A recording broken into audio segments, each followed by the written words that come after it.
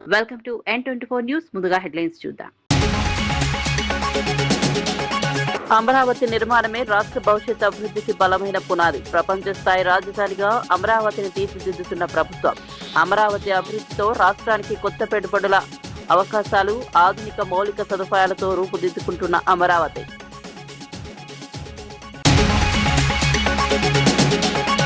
తెలంగాణ నీటి హక్కుల విషయంలో రాజీ ఉండదన్న హరీష్ రావు. నీటి హక్కులపై కాంగ్రెస్ ప్రభుత్వాన్ని నిలదీసిన హరీష్, తెలంగాణ ప్రయోజనాలను కాపాడాలని ప్రభుత్వానికి హరీష్ డిమాండ్. నీటి హక్కులపై వెనక్కి తగ్గబోమన్న మాజీ మంత్రి హరీష్ రావు. స్థానిక ఎన్నికలకు వ్యూహరచన ప్రారంభించిన ఆంధ్రప్రదేశ్ బీజేపీ. ఎన్నికల సన్నాహాలపై రాష్ట్ర ప్రభుత్వం కీలక సమావేశం నిర్వహణ. కార్యకర్తలకు ప్రాధాన్యంతో ఎన్నికలకు సిద్ధమవుతోన్న బీజేపీ. 4 జోన్లుగా పార్టీని విభజించి కార్యాచరణ రూపొందించిన బీజేపీ. ఉదయనిధిపై సంచలన వ్యాఖ్యలు చేసిన ప్రజాశాంతి పార్టీ కేఏ పాల్. తమిళనాడు రాజకీయాలపై ఘాటు విమర్శలు చేసిన కేఏ పాల్, విజయ్ను గ్లోబల్ పీస్ సమ్మిట్ కు ఆహ్వానించిన వైనం. అభివృద్ధి కోసం నాయకులు కలిసి రావాలని కేఏ పాల్ పిలుపు.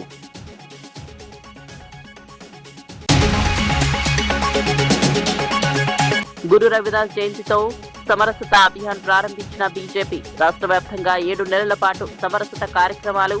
గురు రవిదాస్ ఆశయాలను ప్రజల్లోకి తీసుకెళ్లనున్న బీజేపీ. సామాజిక సమానత్వమే అభియాన్ ప్రధాన లక్ష్యమని వెల్లడి. ఆంధ్రప్రదేశ్ లో జరగనున్న స్థానిక సంస్థల ఎన్నికలకు బీజేపీ విస్తృత స్థాయిలో సన్నాహాలు ప్రారంభించింది. విజయవాడలో రాష్ట్ర అధ్యక్షుడు పివిఎన్ మాధవ్ అధ్యక్షతన జరిగిన కీలక సమావేశంలో ఎన్నికల వ్యూహంపై చర్చించారు. పార్టీ కోసం కష్టపడి పనిచేసిన కార్యకర్తలకు ప్రాధాన్యం ఇవ్వాలని నిర్ణయించారు. ఎన్నికల నిర్వహణను సమర్థవంతంగా చేపట్టేందుకు రాష్ట్రాన్ని 4 జోన్లుగా విభజించి ప్రత్యేక కమిటీలను ఏర్పాటు చేయాలని నిర్ణయించారు. ఈ సందర్భంగా మంత్రి సత్యకుమార్ మాట్లాడుతూ స్థానిక ఎన్నికల్లో కూడా ఎన్డీఏ కూటమి ఐక్యత కొనసాగుతుందని స్పష్టం చేశారు. బూత్ స్థాయి నుంచి పార్టీని మరింత బలోపేతం చేస్తూ ప్రజలతో మమేకమయ్యేలా కార్యాచరణ రూపొందిస్తున్నట్లు తెలిపారు. గ్రామ, మండల, జిల్లా స్థాయిలో సమన్వయంతో పనిచేసి విజయాన్ని సాధించాలని పార్టీ నాయకత్వం కార్యకర్తలకు పిలుపునిచ్చింది. మాట్లాడడం, వీటిని మాట్లాడిన తర్వాత ఆశావహులను లిస్టులోకి తీసుకోవడం, అనేక సమీకరణాలు కూడా గుర్తించి రాష్ట్ర స్థాయి సమావేశంలో మరి దానికి సంబంధించిన రిపోర్ట్ ఇవ్వడం జరుగుతుంది. ఆ రిపోర్ట్ ఆధారంగా ఈ నెల 17-18 తేదీల్లో మా జాతీయ అధ్యక్షుడు నితిన్ నబీన్ గారు విశాఖపట్నం వస్తున్నంలో స్థానిక సంస్థలు మిగతా సంఘటన పరంగా లేదా సంస్థాగతంగా జరుగుతున్న కార్యక్రమాలతో పాటు స్థానిక ఎన్నికలకు సంబంధించి కూడా వారి ముందు రిపోర్టు పెట్టడం జరుగుతుంది. భారతీయ జనతా పార్టీ కూడా సాధ్యమైనంత వరకు ఎక్కువ సీట్లు తీసుకోవడానికి ప్రయత్నం చేస్తుంది. ఏ రాజకీయ పార్టీ అయినా కూడా వాళ్ళ అస్తిత్వాన్ని నిలబెట్టుకోవాలా, వాళ్ళ కార్యకర్తలను సంతృప్తిపరచాలా. మా పార్టీలో కూడా కొన్ని దశాబ్దాలుగా పార్టీ కోసం నిరంతరం పనిచేస్తున్న కార్యకర్తలు ఉన్నారు. ఎన్నో త్యాగాలు చేసిన కార్యకర్తలు ఉన్నారు.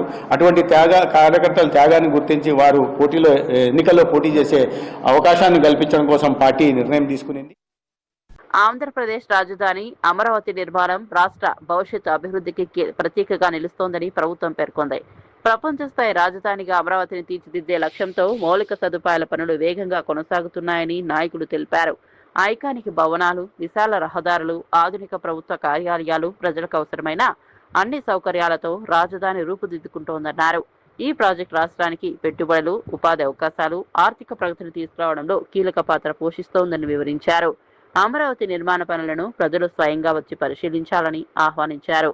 భవిష్యత్ తరాలకు ప్రపంచ స్థాయి నగరాన్ని అందించాలనే లక్ష్యంతో ప్రభుత్వం ముందుకు సాగుతోందని తెలిపారు. అమరావతి అభివృద్ధి రాష్ట్రానికి కొత్త గుర్తింపు తీసుకురావడంతో పాటు దేశంలోనే అత్యుత్తమ ప్రణాళికాబద్ధ రాజధానిగా నిలుస్తుందని నాయకులు ఆశాభావం వ్యక్తం చేశారు. కూడా నిలబెట్టుకుంటున్నామంటే ఇలాంటి ఎస్టాబ్లిష్మెంట్ అన్ని ఉన్న చోట తిరిగి అతను బుద్ధి లేకుండా మావిగాన్ అని పేరు చెప్పి మళ్ళీ ఇంకొక కన్ఫ్యూషన్కి తెరలేపటం. అసలు ఆ మావిగాన్ అనే పదాలు ఉపయోగిస్తున్న చాలా మందిని వాళ్ళు మీరు వస్తే చూపించడానికి మేము కూడా రెడీగా ఉన్నాం. ఇక్కడ ఏం జరుగుతుందో చూపించడానికి, ఇక్కడ జరుగుతున్న ఐకానిక్ బిల్డింగ్స్ గురించి కానీ, స్ట్రక్చర్స్ గురించి కానీ. ఇప్పుడు గౌరవ మంత్రి గారు చెప్తున్నారు, ఈ డిసెంబర్ కల్లా సుమారుగా 4000 మందికి మేము హ్యాండ్ ఓవర్ చేస్తాం. ఈ మంత్ ఎండింగ్ కల్లా ఎమ్మెల్యే క్వార్టర్స్, మినిస్టర్స్ క్వార్టర్స్ కూడా ఈ మంత్ ఎండింగ్ కల్లా మేము హ్యాండ్ ఓవర్ చేస్తామని చెప్పటం. ఈరోజు అక్కడికి వెళ్తే అందులో ఇక్కడ ఒక విషయం చెప్పాలండి. ఎలాగా అమరావతికి ఇక్కడ పనిచేస్తున్న వర్కర్స్ కూడా ఎలాగ బాండ్ అయ్యారంటే, ఇందాక నేను ఒక ఇంజనీర్ని చూశాను, ఐకానిక్ బిల్డింగ్ దగ్గర ఇంజనీర్ని చూశాను. ఆయన అన్నాడు, అమ్మ ఇప్పుడు ఈ పిల్లర్స్ అన్ని ఎప్పుడు వేసారని అంటే 2014-19 పీరియడ్లో వేసామమ్మా. తర్వాత 5 సంవత్సరాలు మేము మా పనులు చేసుకొని మమ్మల్ని పంపించేశారు. తర్వాత తిరిగి మళ్ళీ ఇక్కడికి ఆ అనుబంధంతో ఇక్కడికి వచ్చి పనిచేస్తున్నాను. అంటే ఒక ఎమోషన్ కనెక్ట్ అయ్యి ఇక్కడ మన రాజధాని మనం నిర్మించుకుంటున్నామన్న ఒక భావనలో ఇక్కడ పనిచేస్తున్న ప్రతి ఒక్క ఎంప్లాయీ దగ్గర నుంచి ఆఖరికి ఇటుక మోసే వాళ్ళు కూడా ఒక ఎమోషన్తో ఇక్కడ కనెక్ట్ అయి ఉన్నారు.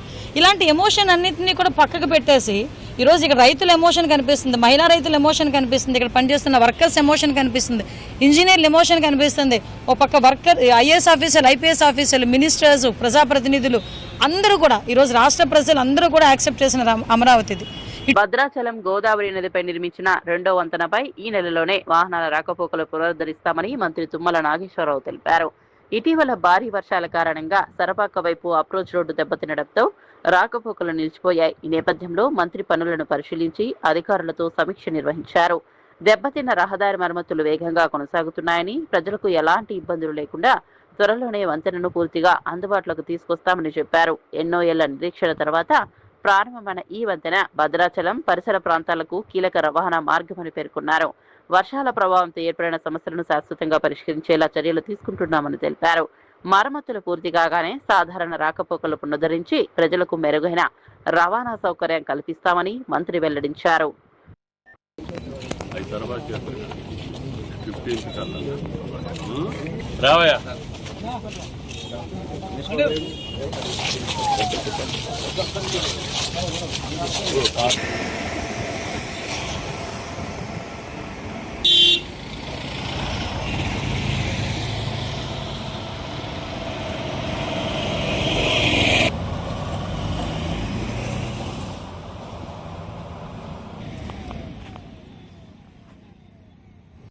గోదావరి నది మీద మనకున్నటువంటి ఏకైక బ్రిడ్జి ద్వారా గత పుష్కరాల్లో కానీ అంతకుముందు పుష్కరాల్లో కానీ లక్షలాది మంది ప్రజానీకం రావటం మూలాన దీనికి రెండో బ్రిడ్జి కావాలని చెప్పి ఆ రోజే మనం అనుకొని ఈ యొక్క అమరావతి జగదల్పూర్ జాతీయ రహదారిని భద్రాచలం మీదుగా వెళ్ళేటట్టుగా ప్రయత్నం చేసి రెండో బ్రిడ్జిని కూడా శాంక్షన్ చేసుకున్నాం.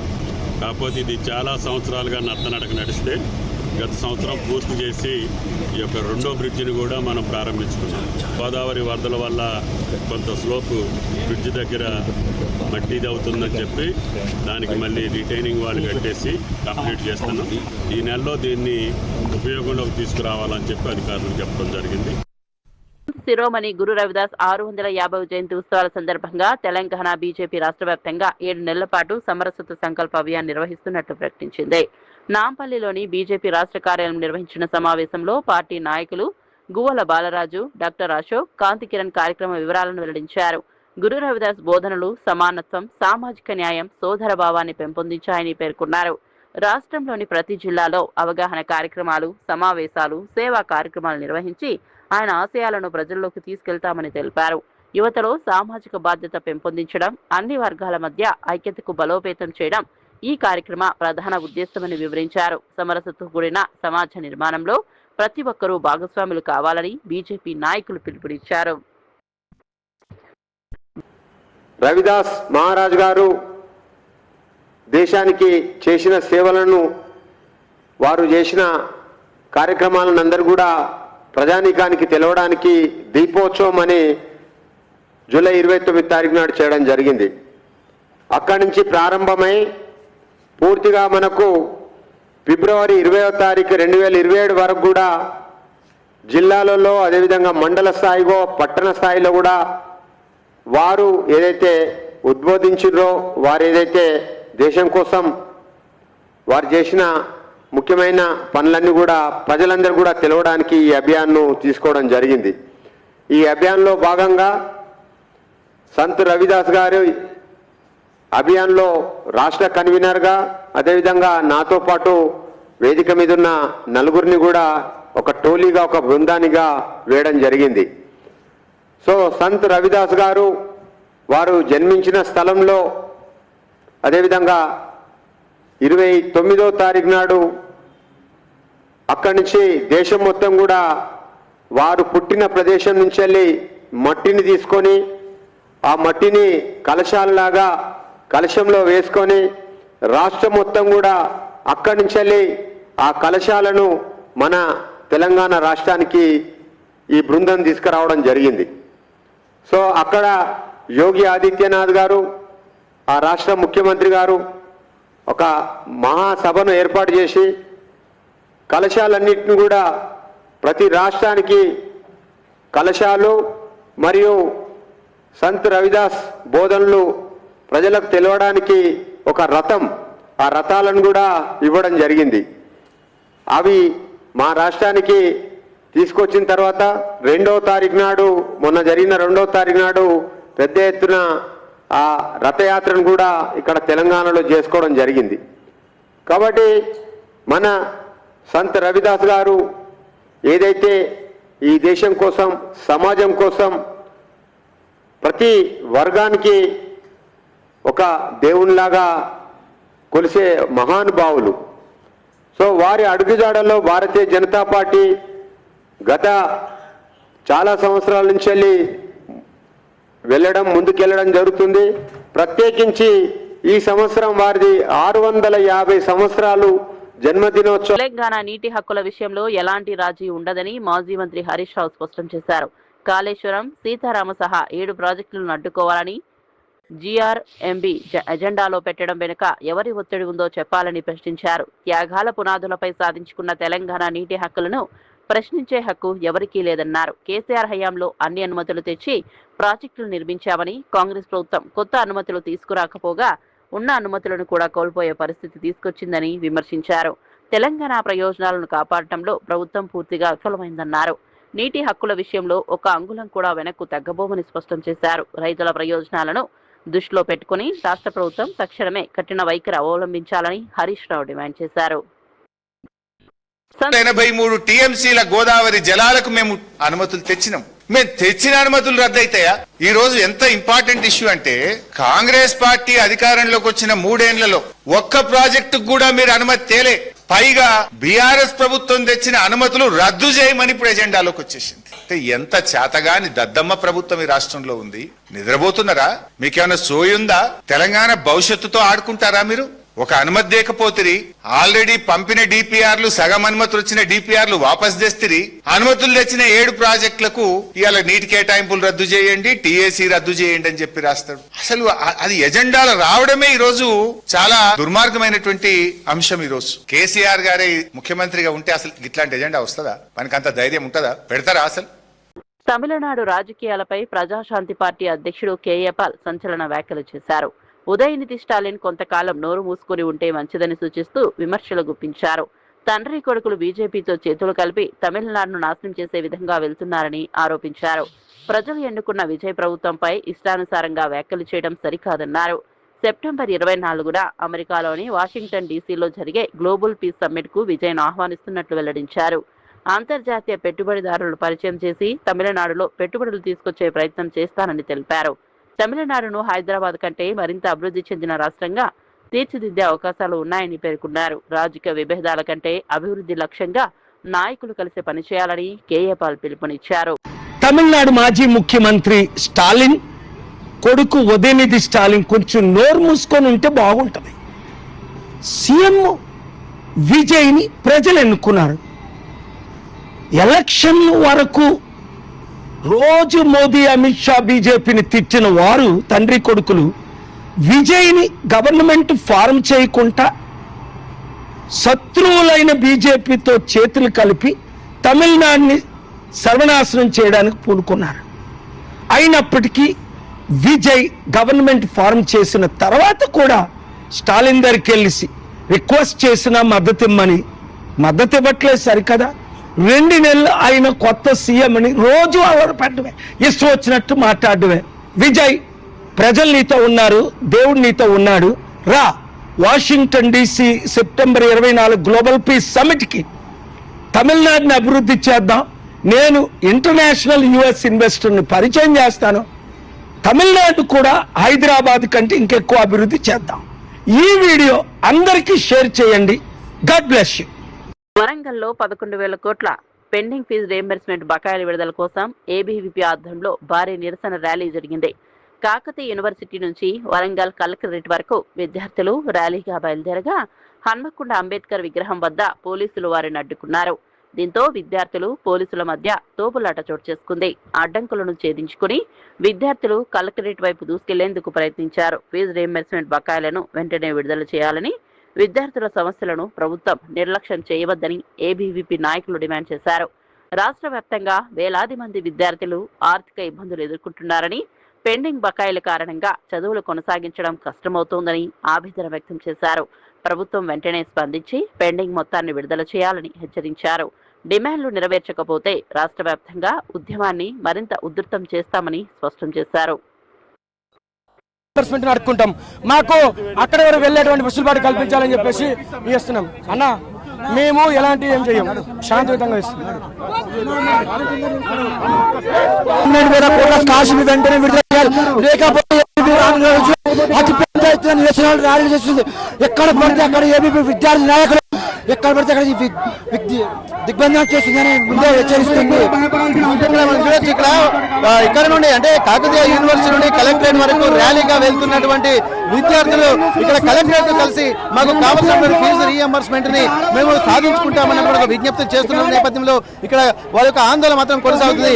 పోలీసులు తమను నిర్బంధాలకు గురి చేస్తున్నారని చెప్పి ఆరోపిస్తున్న నేపథ్యంలో మరొకసారి మరి వాళ్ళు ఎట్లాంటి ఇబ్బందులు ఎదుర్కొంటున్నారో తెలుసుకునే ప్రయత్నం చేద్దాం.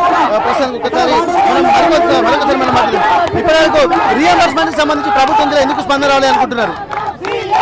ఈ రాష్ట్రంలో కూడా కాంగ్రెస్ ప్రభుత్వము 30% కమిషన్ కు కక్కువై మాకు రీఎంబర్స్మెంట్ స్కాలర్షిప్లు ఇస్తే వాళ్ళకి కమిషన్ రావాలనే ఉద్దేశంతోనే మాకు రీఎంబర్స్మెంట్ స్కాలర్షిప్లు ఇస్తలేదు. పేద విద్యార్థులను వాళ్ళని కూలీలుగా మార్చే ప్రయత్నం చేస్తున్నది, అందుకోసమని ఇస్తలేదు. కాబట్టి పోలీసుల చేత మమ్మల్ని మా గొంతు ప్రయత్నం చేస్తున్నారు. కాబట్టి ఖచ్చితంగా కలెక్టర్ దగ్గర పోయి తీరుతామని చెప్పేసి ఈ సందర్భంగా తెలియజేస్తున్నాం. మహిళా విద్యార్థులు కూడా మనతో ఉన్నారు, ఒకసారి వారితో మనం మాట్లాడదాం. మరి ఎందుకమ్మా ఇక్కడ ఫీజు మీ రీఎంబర్స్మెంట్ అడుగుతున్నారు కానీ ఎందుకు సహకారం కావట్లేదు అనుకుంటున్నారు? ఈ రోజు శాంతియుతంగా ఇక్కడ స్టూడెంట్స్ మార్చ్ చేస్తుంటే ఇక్కడ పోలీసుల వైఖరి ఇస్తుంటే అక్కడ పోవద్దు అని చెప్పి అడ్డుకుంటున్నారు. అసలు వీరెవరు మమ్మల్ని అడ్డుకోవడానికి? మా హక్కుల కోసం మేము పోరాటం చేస్తుంటే సీఎం రేవంత్ రెడ్డి పోలీసుల చేత అరెస్టు చేయడం జరుగుతుంది.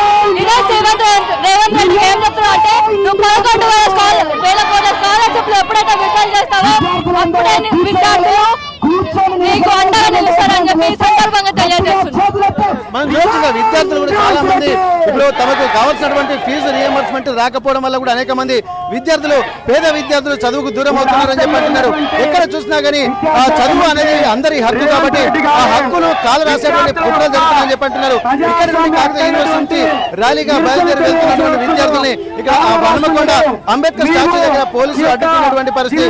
మరి అడ్డుకుంటున్న క్రమంలో మేము కలెక్టర్ గారిని కలిసిన తర్వాత ఒక రిప్రజెంటేషన్ ఇస్తాం తప్ప అక్కడ నుండి మాత్రం ఉట్టిగా ఇక్కడ వెనక్కి తిరిగి వెళ్ళలేమని చెప్పి ఇక్కడ వీళ్ళు భీష్ములు కూర్చున్నారు. హనుమకొండ అంబేద్కర్ సర్కిల్ లోనే ఇక్కడ కూర్చొని ఇక్కడ వారికి న్యాయం కావాల్సినంత వరకు మేము పోరాడతామని చెప్పి చెప్తున్నటువంటి పరిస్థితి కనిపిస్తుంది. ఇప్పటికే ఇక్కడ ముఖ్యమంత్రి వెంటనే జంజీలకు ఇక్కడ మంత్రి పదవి ఇచ్చి విద్యాశాఖను కూడా ఇక్కడ ప్రక్షాళన చేయాల్సినటువంటి అవసరం కనిపిస్తుంది. స్కాలర్షిప్ మరియు ఫీజు రీఎంబర్స్మెంట్ వెంటనే విడుదల చేయాలని చెప్పి, అలాగే దీనికి సంబంధించి ప్రభుత్వం కనుక నిర్ణయం తీసుకోకపోతే ఎంతో మంది పేద విద్యార్థులు ఇక్కడ ఇబ్బందులకు గురవుతున్నారు, చదువుకు దూరం అవుతున్నారు అన్నటువంటి విషయాలు కూడా చెప్తున్నారు. ఇవన్నింటినీ కూడా దృష్టిలో పెట్టుకుంటే మాత్రం ఇక ప్రస్తుతానికి విద్యార్థులు మాత్రం ఒక్కసారి మనం కానీ విద్యార్థులు మాత్రం తమ డిమాండ్ సాధన చేసేంత వరకు కూడా వెనక్కి తిరిగేది లేదని చెప్పి అంటున్నారు. ఏదేమైనప్పటికీ కూడా ఒక్కసారి విద్యార్థుల యొక్క సమస్యలు పరిష్కరించేంత వరకు మేము వెనక్కి పొల్లదిలే ఒక ఆలోచన చేస్తున్నారు. ఇక్కడ సర్కిల్కి వచ్చిన తర్వాత ఒక ఉద్రిక్త పూరిత వాతావరణము జరగకుండా ఉండాలంటే మాత్రం ఇక్కడ నుండి పోలీసులను పంపించేటువంటి ప్రయత్నం చేస్తున్నారు. కానీ ఎట్టి పరిస్థితుల్లో వెళ్ళేటువంటి పరిస్థితి లేదని చెప్పి విద్యార్థులు అలాగే కూర్చున్నటువంటి పరిస్థితి. ఇప్పటి వరకు మొత్తం స్టూడెంట్స్ అంటే పేద విద్యార్థులకు చదువులు దూరం చేయడం ఇక్కడ సమంజసం కాదని చెప్పి నేపథ్యంలో ఏదేమైనప్పటికీ కూడా మాకు ఖచ్చితంగా ఫీజు రీఎంబర్స్మెంట్ కు సంబంధించి వెంటనే నిర్ణయం తీసుకొని తమకు పేద విద్యార్థులు చదువులకు ముందుకు వెళ్లేలా కృషి చేయాలన్నట్టుగా విజ్ఞప్తిని మాత్రం చేస్తున్నారు. ఒకవేళ అది జరగకపోతే మాత్రం తీవ్ర పరిణామాలు విద్యార్థి నాయకులు హెచ్చరిస్తున్నటువంటి పరిస్థితి. హనుమకొండ అంబేద్కర్ సర్కిల్ నుండి camera person Venkataratnam, RTV Warangal.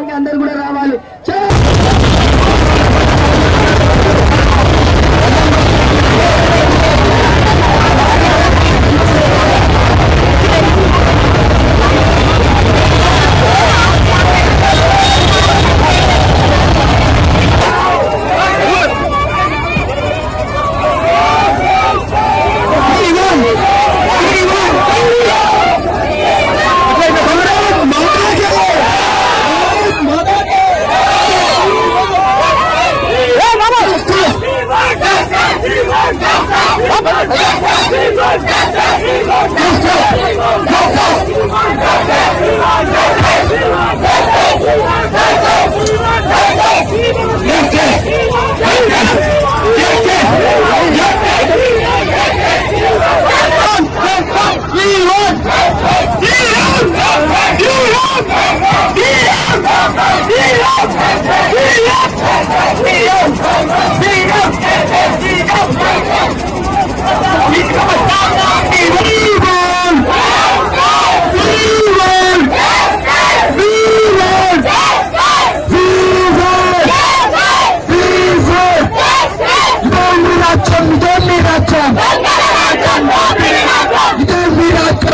మీ రాజ్యం,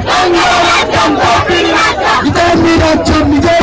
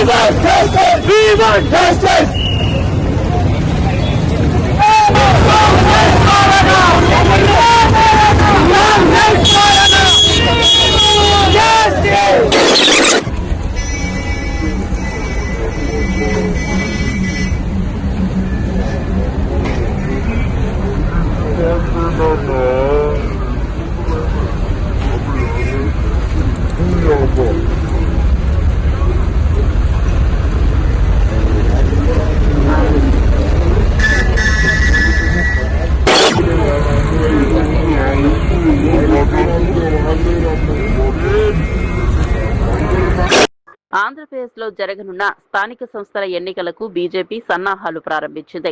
విజయవాడలో రాష్ట్ర అధ్యక్షుడు పివిఎన్ మాధవ్ అధ్యక్షతన జరిగిన సమావేశంలో పార్టీకి ఎన్నికల వ్యూహంపై చర్చించారు. పార్టీ కోసం కష్టపడి పనిచేసిన కార్యకర్తలకు స్థానిక ఎన్నికల్లో ప్రాధాన్యం ఇవ్వాలని నిర్ణయించారు. ఎన్నికల నిర్వహణను సమర్థవంతంగా చేపట్టేందుకు రాష్ట్రాన్ని 4 జోన్లుగా విభజించి ప్రత్యేక కమిటీలను ఏర్పాటు చేయాలని నిర్ణయించారు. ఈ సందర్భంగా మంత్రి సత్యకుమార్ మాట్లాడుతూ స్థానిక సంస్థల ఎన్నికల్లో కూడా ఎన్డీఏ కూటమి ఐక్యత కొనసాగుతుందని స్పష్టం చేశారు. గ్రామ, మండల, జిల్లా స్థాయిలో పార్టీ బలోపేతానికి కార్యాచరణ రూపొందిస్తున్నట్లు తెలిపారు.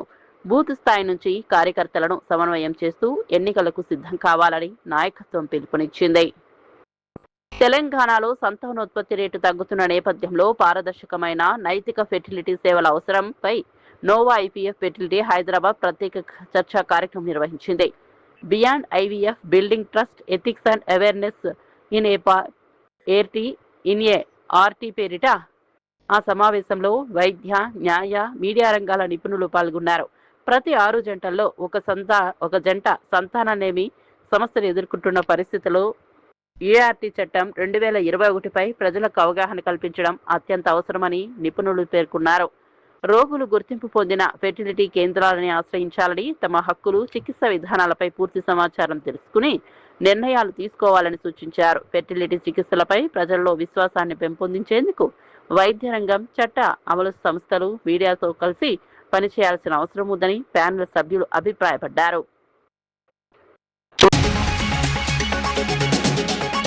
అమరావతి నిర్మాణమే రాష్ట్ర భవిష్యత్ అభివృద్ధికి బలమైన పునాది. ప్రపంచ స్థాయి రాజధానిగా అమరావతిని తీర్చిదిద్దుతున్న ప్రభుత్వం అమరావతి అభివృద్ధితో రాష్ట్రానికి కొత్త పెట్టుబడుల అవకాశాలు, ఆధునిక మౌలిక సదుపాయాలతో రూపుదిద్దుకుంటున్న అమరావతి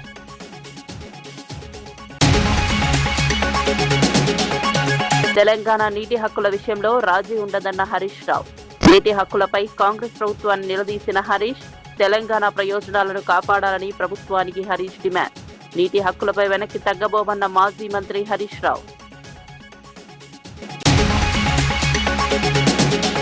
స్థానిక ఎన్నికలకు వ్యూహరచన ప్రారంభించిన ఆంధ్రప్రదేశ్ బీజేపీ ఎన్నికల సన్నాహాలపై రాష్ట్ర ప్రభుత్వం కీలక సమావేశం నిర్వహణ. కార్యకర్తలకు ప్రాధాన్యంతో ఎన్నికలకు సిద్ధమవుతోన్న బీజేపీ 4 జోన్లుగా పార్టీని విభజించి కార్యాచరణ రూపొందించిన బీజేపీ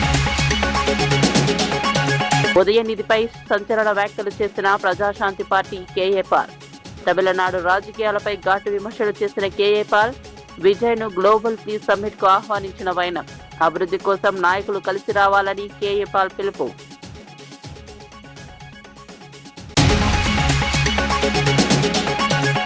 గురు రవిదాస్ జయంతితో సమరసత అభియాన్ ప్రారంభించిన బీజేపీ రాష్ట్ర వ్యాప్తంగా 7 నెలల పాటు సమరసత కార్యక్రమాలు గురు రవిదాస్ ఆశయాలను ప్రజల్లోకి తీసుకెళ్లనున్న బీజేపీ సామాజిక సమానత్వమే అభియాన్ ప్రధాన లక్ష్యమని వెల్లడి. మరిన్ని అప్డేట్స్ కోసం చూస్తూనే ఉండండి ఇమేజ్ న్యూస్.